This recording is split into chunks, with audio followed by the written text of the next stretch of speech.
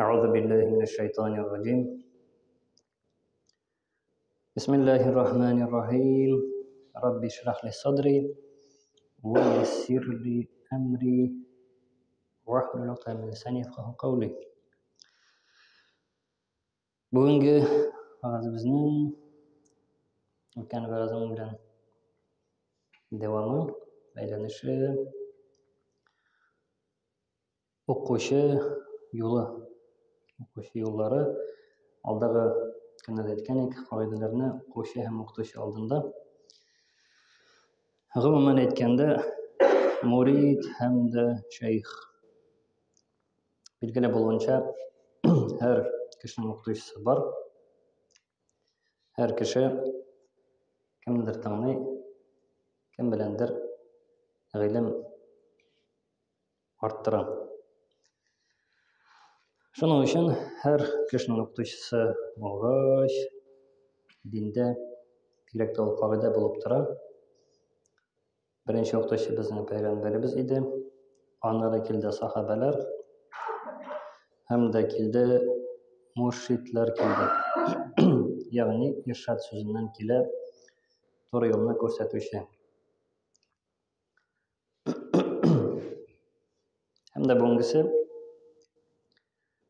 бүгенге дәвамында кагыйдә, киләсе кагыйдә, шушы укучының кагыйдәләре хакында.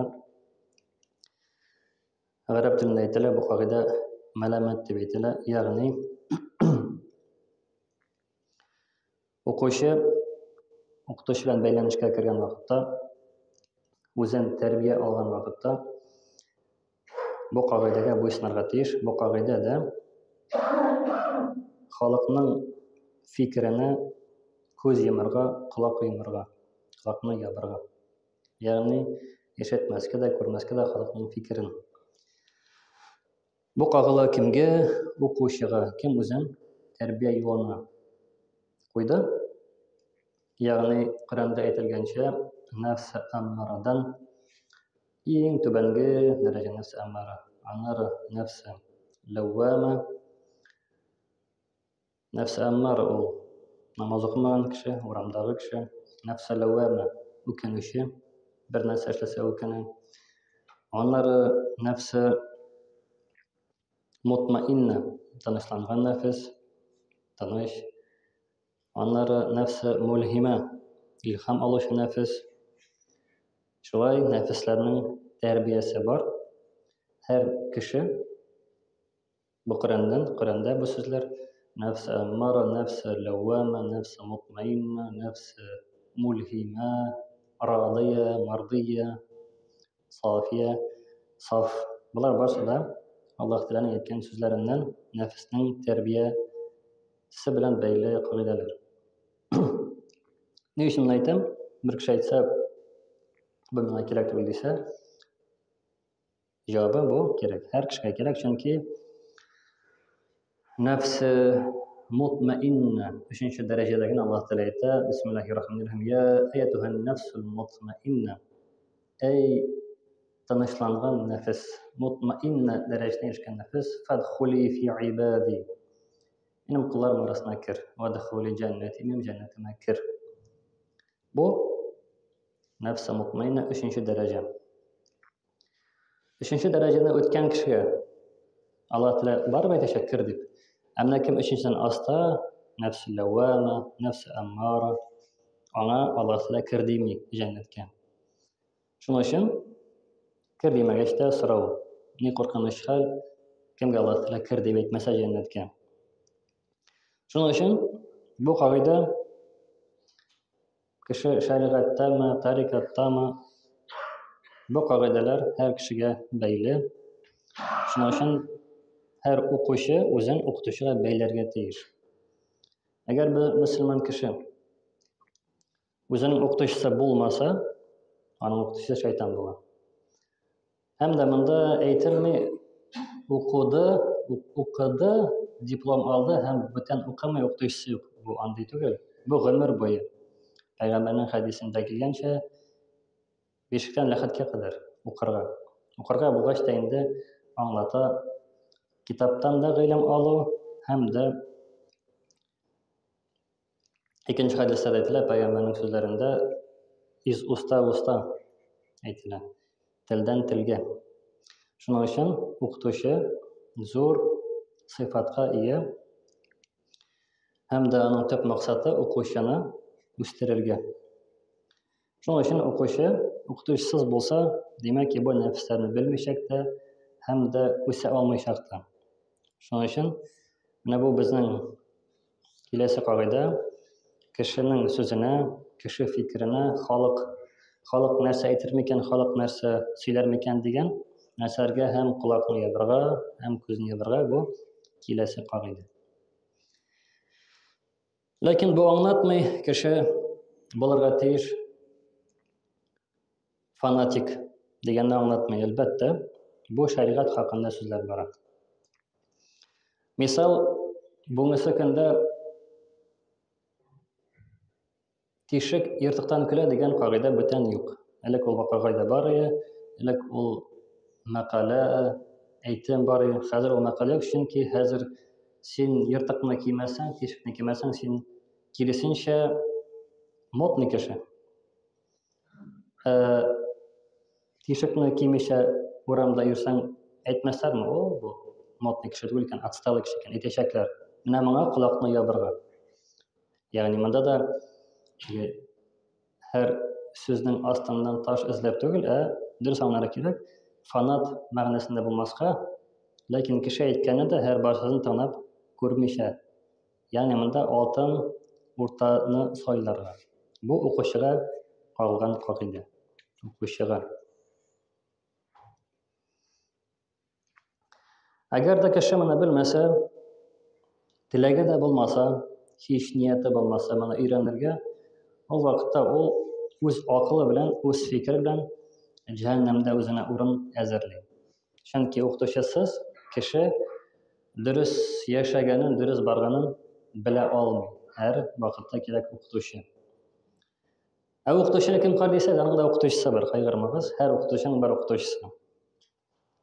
O bora yuqori o'rinlarga har narsaning o'qituvchisi bor. Tatasha ana biz hava, avul tatasha Adam alayhissalomning aytibizga, ol tatasha Alloh taolani tarbiyaladi. Payg'ambarimiz albatta o'qitishsiz tarbiyalandi. To'g'ri Alloh taoladan. Shunga qay bir o'rinlarda qay bir o'qituvchini Alloh taolo o'zi tarbiyaladi. Shuning uchun payg'ambarning aytishidan ol o'zini oldi. Erta vaqtda o'zini oldi. Shuning uchun bu qoida ishdan narsa kiradi. O'quvchi o'zini tarbiyagan vaqtda eng birinchi sharoitda narsaga ko'zini ham quloqini yomarga tegish, ul maqtov ham xo'rlovga. Bu tip masala. Bu qoidaning masalasi shu tip. Onda bu falan kiyingangina tugul. Bular eng ushsiz so'zlar. Eng tuban kiyiman endi, fikran endi, namoz o'qitib degan аңа көз йомарга ишетмәскә түгел, тагында тирәнрәк мәгънәсе ул мактаганны ишетмәскә, хурлаганны ишетмәскә, күтәргәнне күрмәскә, төшергәнне күрмәскә. Бу кагыйданың төп җигәтәләр. Козырная или же фишка дип әйтәләр рус телендә. Бу төп мәсьәлә шуша. Ягъни аңа булырга тиеш кайнарда түгел, суыкта түгел. Ләкин бу бөтен нәрсәгә бәйле, әлбәттә калбкә. Yani bunda qalb. Bu albatta jengil masala tugul, chunki g'umman kishi maqtagan vaqtda suyuna, shodlana, xurlagan vaqtda g'umman u yuragi sikira boshlaydi, qayg'ura boshlaydi. Shuning uchun tirashuv хотя бы niyatda bo'lirga tegish. Endi kimning niyatida yo'q, bu qoidani eshitirga, o'rganirga ham anglarga u vaqtda jahannamdan boshqa o'rin yo'q. Chunki nafs mutmainna darajasına erişirge bu qoidani o'targa kerak. Chunki nafs mutmainna albatta tinish qalb, tinish nafs, ona maqtov da kerakmi, xo'rlov da kerakmi, ona bu bir narsa kerakmi? Ni uchun? Chunki ana Alloh taolo muhim. Alloh taolo maqtarmikan, Alloh taolo xo'rlarmikan, Alloh taolo yaratarmikan, Alloh taolo menga yaratuvni kesirmikan. Shulay fikrli. Xotin yaratarmikan, xotin yaratmasmikan? Fevralga martga bo'lak bersam, аннары дус ничек карар микән, күрше ничек карар микән, ул түгел. Төп мәсьәлә Аллаһ теле нәрсә әйтер микән, әгәр мин шулай эшләсәм. Аллаһ теле нәрсә әйтер микән, мин күршегә, хатынга шуны бирсәм яки бирмәсәм. Ул төп мисал, төп фикере кайда Аллаһка бәйле. Төп фикер Аллаһ белән бәйле. Шуңа бу шундый кагыйдә. Киләсе кагыйдә ул атала тәслим. Ничек безнең ислам, муслим, тәслим бер тамырлы сүзләр. Сәләмә сүзнән килә. Бер мәгънәсе сәлам бирү, ягъни исәнләшү. Икенче мәгънәсе буйсыну. Ягъни немец телендә хандохок дип теге кинода күрсәткән кебек, сдавайся дип әйтсәләр, теге сдаюсь дип әйткәндә, гарәп телендә бу булганча тәслим. Сәлам бирү, тәслим. Тоже кем Кәгъбәгә бара, шулай сәлам бирә. Сәлам бирә. Кәгъбәне. Шуның өчен гарәп телендә күп сүзләр бер-берсенә нык бәйле. Араларында кай вакытта аермасы да югала. Тирәнрәк карый башласаң, хотя читтән караганда, өстән генә караганда алар антоним. Ә былай карыйсың, алар синоним. Шуның өчен тәслим нәрсә була? Киләсе кагыйдә бу һәм ишеңнән, һәм тышыңнан укытучыга карата нәрсә эшләү? Сдаваться итү, сдавайся, тәслим, үзеңне бирү. Бу вакытта инде укытучы үзе карый, ничек, нинди киңәш бирергә, нинди әмер, фикер, нинди эшләр кушырга ул үзе карый. Ягъни мисал итеп китергәндә, иң тирән мисал ул өстәлдә яткан мәйет кебек. Мәсәлән, юучы кеше килсә, ул гәүдә, аның эчендә рух сизә, салкын белән юамы, кайнар белән юамы, тәпләп юамы, илә кирен генә юамы, рух аны сизә, нәфес гәүдәдә юк, чыгып китте, нәфес юк. Ләкин шул вакытта рух аңа бер сүз дә әйтә алмый. Ләкин әйтә, кеше ишетмәгән дәрәҗәдә әйтә, ни өчен миңа салкын су белән юасың, ни өчен кайнар белән юасың, ни өчен миңа шундый мөгамәлә кыласың дип әйтә, ләкин аны кеше ишетми, әлбәттә, чөнки бу рухи сүзләр, рухи галәм. Ләкин бу мисал нәрсәгә? Ул беркайчан да каршы дәшми, тормый да, бирми дә. Шуның өчен бу киләсе кагыйдә укытучы каршына шушы мәйет кебек булырга тиеш. Шул вакытта ул иманның нәрсә икәнен аңлыйчак, чөнки ул иман белән нәрсә әйтә? Һәр нәрсә Аллаһтан. Алга китүдә, арга китүдә Аллаһтан. Уларны аңлыйчак, кайчан Аллаһ каршында буйсына кемгә? Укытучысына. Ни өчен шулай? Мисал әйтәбез Кәгъбәне. Без Кәгъбәгә карап намаз укыйбыз. Сорау: без Кәгъбәгә буйсынабызмы? Юк. Без Кәгъбәгә барабыз. Кәгъбәгә баргач, хаҗда, умрада сәҗдә кылабыз Кәгъбәнең каршында. Кемгә насыйп 1 метр алда якынга бара, кемгә насыйп түгел, арттарак басып тора. Ләкин читтән караганда кеше нәрсәгә сәҗдә кыла? Кәгъбәгә. Сорау: ул Кәгъбәгә сәҗдә кыламы? Әлбәттә юк. Ул Аллаһка сәҗдә кыла. Ә Кәгъбә нәрсә соң ул? Кәгъбә ул Аллаһның билгеләгән бер объект. Укытучы да шулай. Әгәр укытучысына шундый мөгамәлә кылса ки, аңлап, что бу ул объект. Но дөрескәме кылам буйсынуны, аңа иярүне, аңа үземне тапшыруны кылам мин дөреслектә кешегә түгел, укытучыга, әкендә Аллаһка дип уйласа, менә бу кеше чынлап та иманның нәрсә икәнен аңлаган дигән мәгънәгә килә. Әгәр дә кеше ул вакытта укытучысына карап хаталарын күрсә, өйрәтә башласа, аңа критика ясый башласа, ул вакытта ул кешене күрде, ә Аллаһны күрмәде дигән сүз. Ягъни бер кеше умрага барды, хаҗга барды, һәм дә Кәгъбәдә намаз укыганда, Кәгъбәгә намаз укыганда, ул Аллаһны күрми, кемне күрә? Кәгъбәне күрә. Елый, Кәгъбә ди, мин сине сагындым ди. Дөреслектә бит Кәгъбәне без сагынмыйбыз, кемне сагынабыз? Аллаһны. Кәгъбә ул нәрсә? Объект. Безгә билгеләнгән ул Аллаһның объекты, мәчет. Шуның өчен Кеше аңларга тиеш, ничек русча әйтәләр, кто за этим стоит, или же что за этим стоит, шушы мәгънәдә.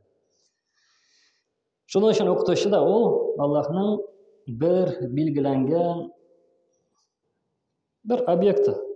Шуның өчен дөреслектә ул буйсына укытучыга түгел, Аллаһка. Укытучыга каршы килсә, дөрескә каршы кемгә? Аллаһка. Шуның өчен бу киләсе кагыйдә тәслим дип атала. Ягъни укытучыга үзеңне бирү. Ул үзе карый, ничек сине алга алып барырга. Һәм дә монда да шуны искә алырга кирәк. Укытучы кайсыр теманы белмәскә мөмкин дигән фикер килсә дә, әйтергә тиеш нәрсә? Бу Аллаһның билгеләгән укытучысы нәрсә әйтсә, хәерлегә булсын дип әйтсә, вот шул вакытта Аллаһ теләгән юлларын ача. Любой темада. Укытучы ул темада белмәсә дә, ул барыбер Аллаһ теләгә буйсынган өчен Аллаһ теләгән юлны ача. Ләкин Муса пәйгамбәр мисалында да, Муса пәйгамбәр заманында пәйгамбәр булып, Аллаһ теләгән күп сөйләшеп, Кәлимулла дигән кушамат дип әйтмәскә, нәрсә дип әйтергә, псевдоним да түгел, прозвище, ана шундый була. Күчмә исеме Кәлимулла. Мәгънәсе Аллаһ белән сөйләшүче. Кәлимулла. Хабибулла. Рухулла. Шундый пәйгамбәрләр бар. Шуларның берсе Муса пәйгамбәр. Кәлимулла дәрәҗәсенә ирешкән. Ни өчен? Чөнки күп сөйләште Аллаһ белән. Күп сөйләште даими рәвештә. Һәм дә шуңа карамастан Аллаһ Тәгалә барбер өстенрәк бер имтихан шәклендә бер дәрес бирерлек сәбәп җибәрде кемне? Хызыр пәйгамбәрне. Ни өчен? Муса пәйгамбәрне тәкәбберлектә юлны бирмәскә. Ягъни мин күп беләм, күп сөйләшәм, мин Кәлимулла дигән фикер килмәскә, киресенчә тагын да гыйлем өстәргә, тагын да күңелен ачырга, тагын да тирәнрәк шумарга шушы рух галәменә җибәрә үзенең Хызыр алейһиссаламын. Ләкин Муса пәйгамбәр булса да барбер нәфес иясе. Пәйгамбәрнең нәфесләре сафия, әлбәттә безнең кебек түбән түгел, сафия. Ләкин шуңа карамастан барбер ул өч урында да күрсәтә үзенең кешелеклеген. Ягъни түзә алмыйча, ни өчен шулай эшләдең, ни өчен аны тидең, яңа булай эшләдең дип барбер өч урында каршы килә. Ләкин Аллаһ Тәгалә нәрсә әйтә? Хызыр пәйгамбәргә әмер бирә аны калдырырга, тимәскә. Шуның өчен Муса пәйгамбәр шулай каршы дәрешкәч, гыйлем ишекләре, шушы мәгънәви ишекләр ачылмый. Һәм дә Хызыр алейһиссалам нәрсә әйтә? Бу урында мин синнән аерылам булды. Шулай аны Хызыр алейһиссалам калдыра ялгыз. Шуның өчен шушы иштәге каршылык бу сәбәп була нәрсәгә? Хызыр пәйгамбәр белән аерылырга түгел, Аллаһ Тәгаләдән бәйләнешне үзергә. Шуның өчен бу безгә үрнәк булып тора, сак булырга. Чөнки безнең бәйләнеш Аллаһ белән, безнең күңел Аллаһ белән бәйле. Намаз, ураза, аннары умра, хаҗ нәрсә без кылабыз, булар барысы да безнең күңелгә, иманга бәйле. Югыйсә, Аллаһ Тәгаләгә безнең намаз да кирәкми, иман да кирәкми, ураза, закат, хаҗ, аңа булар кирәкми. Булар бәйле нәрсәгә? Иманга. Иманыбыз булса кабул, иман булмаса, бу безнең файдага булмый кыямәт көнендә. Һәм дә ахыргы кагыйдә бу темадан, шушы укучы белән укучының темаларында ахыргысы, безнең сөйләгән ул да булса зүбәп. Зүбәп гарәп телендә аңлата чебенне. Ләкин бу тәрҗемә түгел, бу мәгънәсе. Һәр сүзнең бар тәрҗемәсе, һәм дә һәр сүзнең бар мәгънәсе. Мәсәлән, китап сүзе гарәп теленең тәрҗемәсенә карасагыз, мәгънәсе язылган мәгънәсендә. Тәрҗемәсе китап, мәгънәсе бит китап түгел, мәгънәсе язылган. Мәсәлән, бу язылмаган, бу печатләнгән. Гарәпчә бу китап булмас иде бәлки. Ә менә язылган булса иде, язылган. Бу вакытта бу китап була. Күп җыентык әлбәттә булса, бер кагаз түгел, күп җыентык. Икенче мисал, мәсәлән, мәктәп. Мәктәпнең тәрҗемәсе өстәл. Мәгънәсе өстәл түгел, мәгънәсе язарга билгеләнгән бер алат. Бу була мәктәп. Яки икенче мисал, мәсҗид. Мәсҗиднең тәрҗемәсе мәчет. Мәгънәсе бит мәчет түгел, мәгънәсе сәҗдә кылынган урын. Ягъни менә бу сәҗдә кылынган урын, бу сәҗдә кылынган урын, бу сәҗдә кылынган урын, менә бу мәчет. Ләкин кергәндә күтәрмә бар, ишек алды бар, анда аяк кием урыны. Ул гарәп телендә мәчет түгел. Чөнки анда беркемнән сәҗдә кылмый, анда аяк киемнәре тора. Ул мәчет түгел. Нигә? Сәҗдә кылынмагач, ул мәсҗид түгел. Шуның өчен русча полностью мәчет дип аталса, гарәпчә алай түгел. Гарәпчә һәрбер сүзнең мәгънәсенә бик игътибар бирелә. Яки икенче сүз мәҗлес сүзе. Мәҗлес безнең әдәбиятта без собрание. Ләкин мәҗлес собрание гына түгел, ул тәрҗемәсе әлбәттә собрание, җыелыш. Мәгънәсе бит аның җәләсә, утыру дигән сүз. Шуның өчен әгәр дә собрание аяк өстендә бар икән, бу мәҗлес дип аталмый гарәп телендә. Чөнки аяк басып торалар бөтен кеше, утырмыйлар. Утырсалар, ул вакытта мәҗлес. Нинди мәҗлес?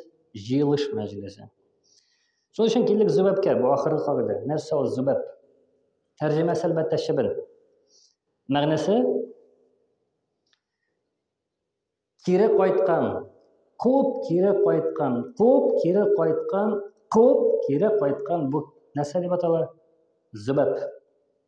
Бу ахыргы кагыйдә. Ягъни укытучы укучыны куса. Бар кит. Ул кире кайтса, бу кагыйдәгә иярде дигән. Бу ахыргы кагыйдә. Зөбәп. Хәзер аңладыңызмы, нигә чебенгә зөбәп әйтәләр араплар? Чебенне куасың, ашап утырасың, опять куна, опять куасың, опять куна. Биткә утырып, куасың, тагын куна, тагын куасың, тагын килә. Мәгънәсе кайда? Мәгънәсе кем көчлерәк, чебенме яки укучымы? Укучыны кудың мәдрәсәдән, тагын килә. Бар кит, син укый белмисең, син надан, акылың юк, бар, ятлый алмыйсың, хәтерең юк. Карыйсың, тагын килә. Ишекне ябып куя укытучы, тәрҗемәдән керә. Мин укырга килдем, мин укыйм. Бу тарихта булган хәл, мәсәлән, берсе Имам Зуджаҗ, бик билгеле кеше Имам Сәккәки, икесе исемдә, ике исем бар. Булай алар күп. Мәсәлән, Нәши ике имамның бер тарихы. Дәрестә утыргач, укытучы дәресне бирә. Бу аңламый дәресне, дәрес беткәч сорый бер укучыдан. Бүгенге теманы аңладыңмы? Аңладым. Миңа аңлат әле. Ярый да утыр аңлата. Аңладыңмы? Юк. Ул да бар кит. Минем бүтән сабырлыгым юк. Икенче укучыга бара. Син бүген аңладыңмы дәресне? Аңладым. Миңа аңлат әле. Ярар. Ул син аңлаткан бит. Аңлатты, аңламадым. Ярый да, мин аңлатам. Икенче кеше аңлата. Аңладыңмы инде? Юк. Булды, бар кит.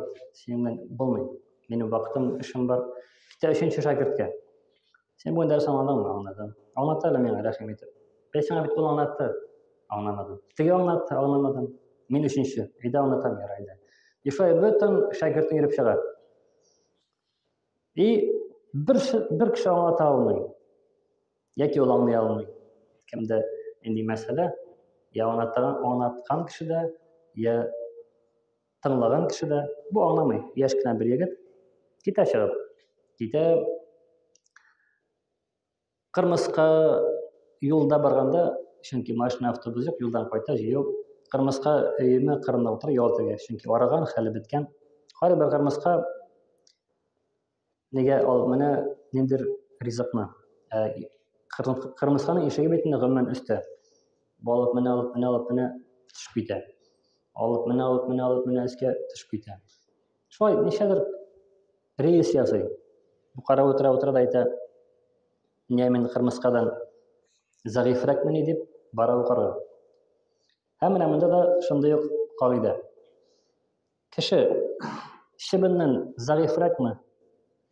Кит әле, тагын куна. Бар кит, тагын куна. Кит әле, тагын куна. Менә бу зүбәп мәгънәсе куып кире килгән. Менә бу мәгънәсе зүбәп. Тәрҗемәсе әлбәттә чебен. Шуның ахыргысы шушы кагыйдә. Төп мәсьәлә кайда? Башта түгел. Чөнки безнең баш нәрсәне уйлый? Мин җавап бирәм уку өчендә, мин җавап бирәм нәтиҗәсе өчендә. Ягъни нинди нәтиҗә? Кеше укыгач бит бер нәтиҗәгә килергә тиеш. Нәтиҗәсе нинди? Аңладым. Всё, дәресне аңладым. Всё, булды, китапны ябам. Мин аңладым дәресне. Нәтиҗә шулай. Кагыйдәләрдә әйтелгән бит. Нәтиҗә кешедән түгел, кемнән? Аллаһтан. Мәсәлән, бер кеше бара балыкка. Кармак алды, сүләк алды, камыр алды, балыкны ашата. Балык эләкми. Әгәр ул акыллы булса, ахырда әйтәчәк: Аллаһ бирмәде, кайтып китә.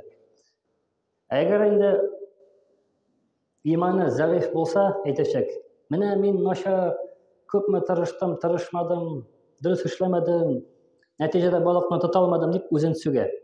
Менә бу как раз иманның зәгыйфлеге. Кемнең иманы көчле, ул ахырын уйламый, чөнки ахыр кемгә бәйле? Аллаһка. Балык эләксә, Аллаһ бирде, эләкмәсә, Аллаһ бирмәде.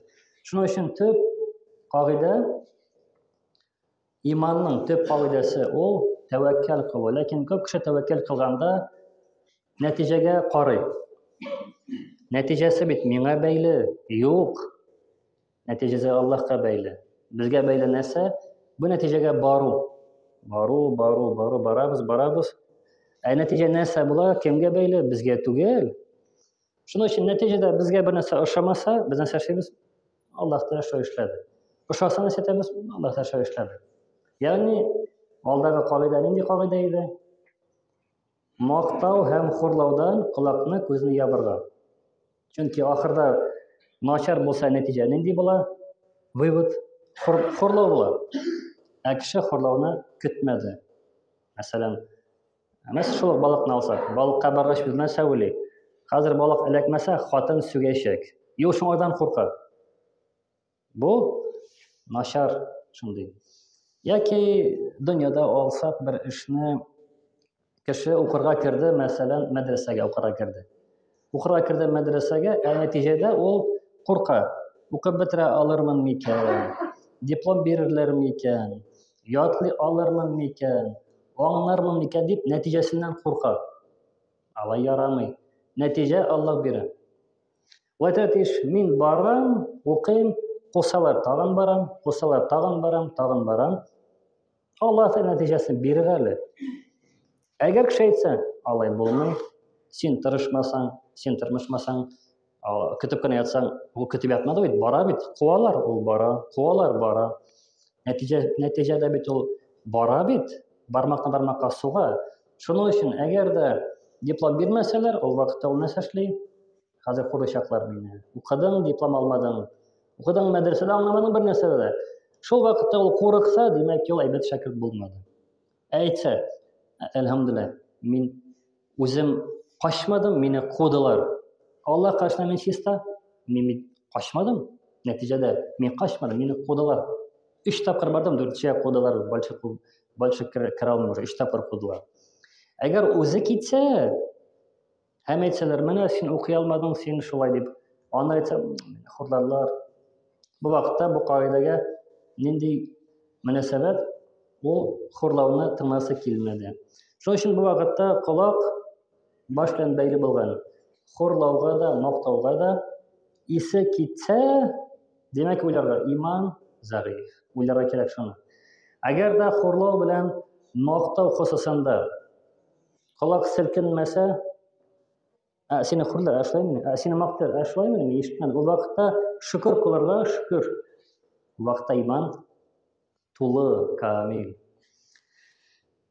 آمين يا معين. اللهم ربنا آتنا في الدنيا حسنة وفي الآخرة حسنة وقنا عذاب النار برحمتك يا أرحم الراحمين. الله أكبر.